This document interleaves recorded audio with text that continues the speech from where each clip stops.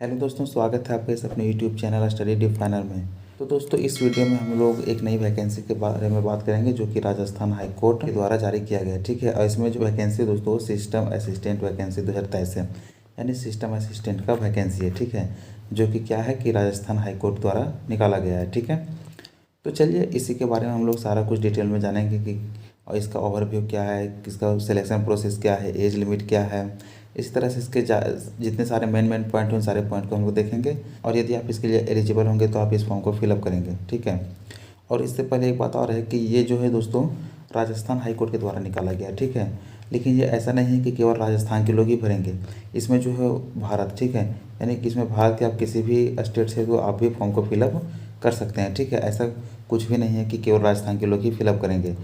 तो किस तरह से फॉर्म को फिलअप किया जाएगा, यानी कि आप दूसरे स्टेट से हैं तो उसमें क्या कैसे होगा, ये सारा कुछ हम लोग आगे देखेंगे। ठीक है, तो चलिए नेक्स्ट हम लोग देखते हैं। चलिए दोस्तों, जैसे कि यहाँ पे हम लोग फॉर्म का ओवरव्यू देखते हैं। ठीक है, यहाँ से हम लोग ओवरव्यू देखेंगे तो क्या है कि रिक्रूटमेंट ऑर्गेनाइजेशन यहाँ पे देख रहे हैं, इसमें क्या है कि the high court of Rajasthan Jodhpur इसके द्वारा जारी किया गया है। ठीक है, कैटेगरी का बात करें यानी वैकेंसी कैटेगरी के तो ये HCRAJ सिस्टम असिस्टेंट रिक्रूटमेंट 2023 है। ठीक है, फिर अगर हम लोग पोस्ट नेम का बात करें तो पोस्ट सिस्टम ऑर्गेनाइजेशन का ये पोस्ट है। ठीक है, इस पोस्ट पे बहाली निकाला गया। और टोटल वैकेंसीज का हम लोग यदि बात करें तो उसमें टोटल जो वैकेंसी है वो कितना है, 230। ठीक है, यानी कि 230 पोस्ट पे बहाल किया जाना है।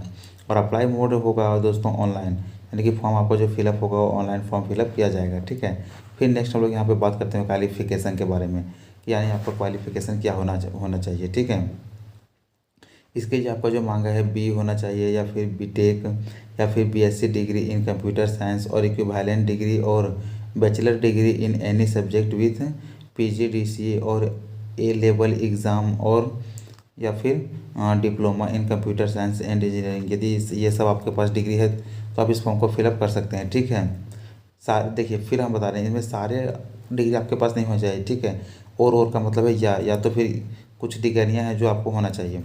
फिर चलिए यहाँ पे हम लोग क्वालिफिकेशन के बारे में देख लिए। अब नेक्स्ट पोस्ट हम लोग जो बात करेंगे वो एज लिमिट के बारे में बात करेंगे। ठीक है, क्योंकि देखिए यदि आपका एज रहेगा ही नहीं तो आप फॉर्म को फिलअप करेंगे ही नहीं, तो आपको देखने का कोई फ़ायदा नहीं है।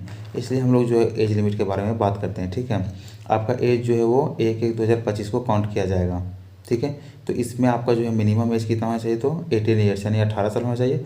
और मैक्सिमम एज आपका 40 ईयर्स यानी कि 40 साल होना चाहिए। ठीक है, आई होप आप लोग समझ रहे होंगे। ये जो आपका 40 ईयर्स है, ठीक है, ये भी आपका 1/1/2025 को ही काउंट किया जाएगा और ये भी आपका 1/1/2025 को ही काउंट किया जाएगा। ठीक है, फिर नेक्स्ट हम लोग चलिए नेक्स्ट इंपॉर्टेंट डेट्स के बारे में बात करते हैं कि इंपॉर्टेंट डेट्स क्या क्या है। ठीक है, तो चलिए यहाँ पे जो हम लोग इम्पोर्टेंट डेट्स देख रहे हैं वो क्या है कि अप्लाई स्टार्ट डेट, यानी फॉर्म जो आपका फिलअप स्टार्ट होगा वो 4 जनवरी 2024 से स्टार्ट हो जाएगा। ठीक है, और लास्ट डेट फॉर अप्लाई यानी कि आप फॉर्म फिलअप करने का जो लास्ट डेट होगा वो 3 फरवरी 2024 है।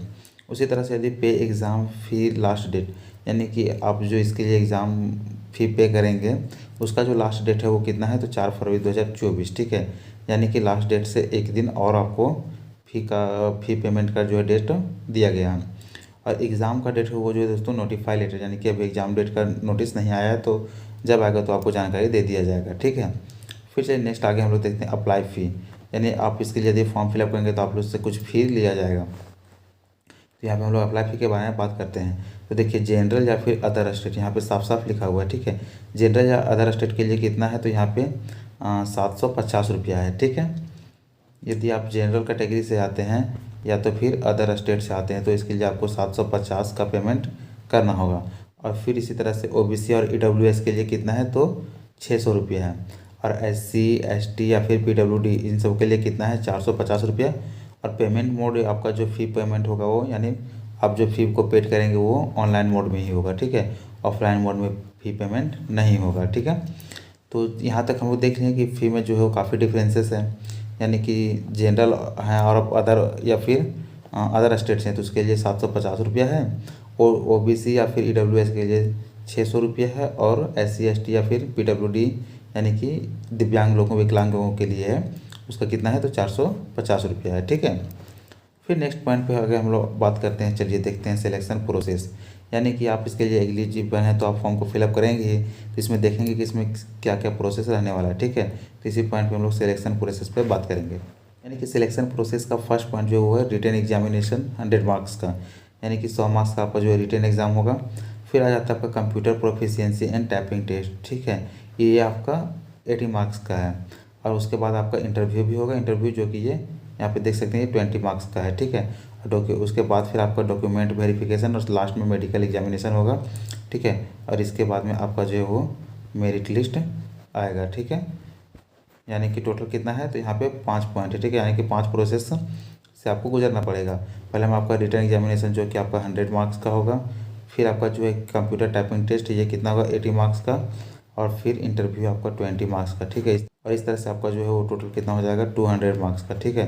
यानी 200 मार्क्स का आपका जो है एग्ज़ाम होगा। और इसी पे आपका मेरिट तैयार किया जाएगा, ठीक है। कि दोस्तों यदि आप इस फॉर्म के एलिजिबल हैं तो आप फॉर्म को जरूर फिलअप करें, ठीक है।